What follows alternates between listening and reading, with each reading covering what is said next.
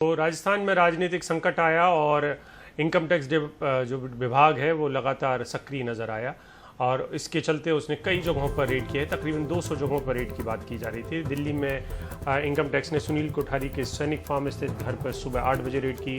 सुनील ओम metals के मालिक हैं और अशोक गहलोत से जुड़े हुए हैं। वहीं कांग्रेस नेता राजीव अरोड़ा, धर्मेंद्र राठौड़ के 22 ठिकानों पर छापे मारे जा रहे हैं।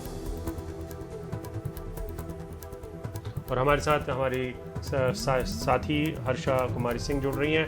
हर्षा, अभी बताएं कि जो विधायक हैं वो कौन से रिजॉर्ट में भेजे गए हैं और ये एहतियातन कदम है या सरकार को भरोसा नहीं है कि कोई अंतिम वक्त में खेल बिगड़ न जाए? जी देखिए, हमेशा ये लेके सोच कर चलना चाहिए कि अंतिम वक्त में खेल बिगड़ सकता है। और अशोक गहलोत जो है ना, बहुत पुराने खिलाड़ी हैं, साथ भी ये भी कहते आए हैं कि मैं जादूगर हूँ।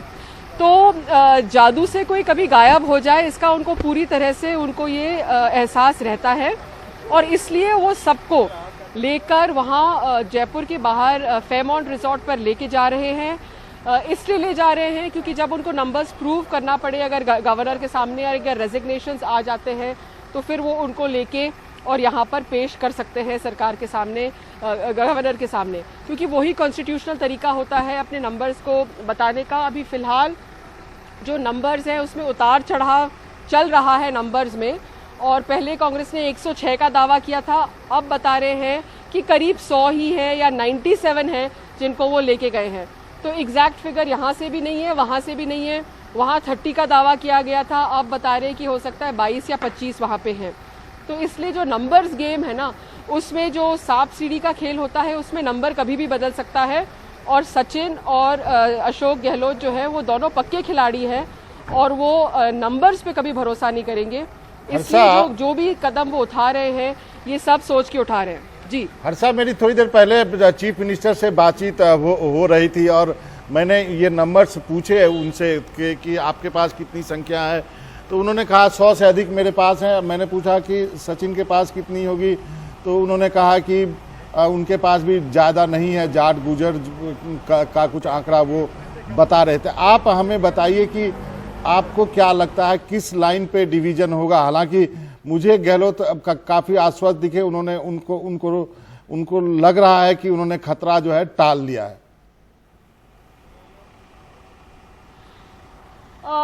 मनोरंजन, जो नंबर्स आप बता रहे हैं उसमें क्योंकि लार्जेस्ट नंबर, जो सबसे बड़ी संख्या है, वो साफ है अशोक गहलोत के साथ है, ये साफ है।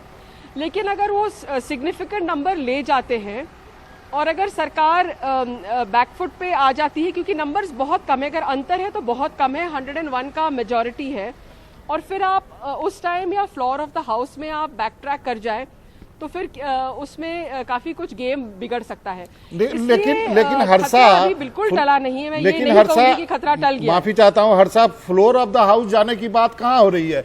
अभी तो राज्यसभा चुनाव में आपने देखा कि गहलोत सरकार ने अपनी एक तरह से मेजोरिटी साबित की, अपने दोनों कैंडिडेट जितवा लिए। अब जब हाउस बैठेगा, जब भी पेंडेमिक के दौर में पता नहीं कब बैठेगा और उसके बाद कोई नो ट्रस्ट मोशन लाएगा, तभी मेजोरिटी सिद्ध होने की बात होगी। इसलिए फिलहाल मुझे देखा जाए टेक्निकली तो अभी कोई खतरा नहीं है। यदि एक बड़ा चंक ले जाके सचिन जो है वो अपनी अलग पार्टी बना ले। जी बिल्कुल, आप जो कह रहे हैं वो सही है, और इसमें जो है जो गवर्नर का है, फ्लोर ऑफ द हाउस नहीं जाना, लेकिन बात गवर्नर तक पहुंच सकती है। और जैसे आप कह रहे हैं कि अगर सचिन अपनी अलग पार्टी बना लेता है और बीजेपी उसको सपोर्ट, अगर वो रेजिग्नेशंस आ जाते हैं और वो रेजिग्नेशन साइजेबल नंबर में है, रेजिग्नेशन देने से कोई किसी को नहीं रोक सकता है। और हमने ये सुना है कि सचिन ने ऑलरेडी रेजिग्नेशंस ले लिए हैं, तो उनको तो गवर्नर के सामने रखने हैं वो रेजिग्नेशंस। तो अगर रेजिग्नेशंस उन्होंने पहले ही ले लिए हैं, ये सब करने के पहले, तो अगर रेजिग्नेशन गवर्नर के पास आ जाते हैं तो एक कॉन्स्टिट्यूशनल क्राइसिस तो पैदा हो जाएगी। फिर ऐसे में नंबर्स तो साबित करना पड़ेगा। तो इसका मतलब आपके कहने का मतलब यह है हर्षा कि आप कह रही हैं कि मध्य प्रदेश फार्मूला अपनाया जाए, विधायकों के इस्तीफे ले लिए जाए, जिससे कि जो टोटल टैली है वो कम हो जाए और उसके बाद बीजेपी के साथ मिलकर सचिन अपना एक गुट बनाए और उसके बाद जाके नंबर पूरे कर पाए। आपके कहने का मतलब ये है? मेरा इंटरप्रिटेशन ये है मनोरंजन कि ये सारा जो किया गया है वो सिर्फ एक रीजनल पार्टी बनाने के लिए नहीं किया गया है। जब तक यहाँ पे एक क्राइसिस सरकार में पैदा नहीं होती है तब तक कोई फायदा नहीं है एक ब्रेकअवे फैक्शन क्रिएट करने का। अब वो बीजेपी में नहीं जाएंगे ये उन्होंने साफ कह दिया है, लेकिन बीजेपी का समर्थन हो सकता है ले भी सके बाद में। तो काफी ऑप्शंस हैं और मैं ये नहीं कहूंगी कि खतरा अभी यहाँ पर टल गया है। जी हर्षा, आपका बहुत बहुत शुक्रिया। मेरा एक छोटा सा सवाल था हर्षा, कि आपको क्यों लगता है कि ये खतरा टला नहीं है? ऐसी क्या क्या चीजें हो रही हैं? देखिए, एक बात ये है कि जो उन्होंने कहा कि 100 का नंबर है उनके पास, तो हम देख रहे हैं कि कल 109 बोला था, फिर 106 बोला है और अब मुख्यमंत्री जी ने खुद ने मनोरंजन को बोला है कि 100 है।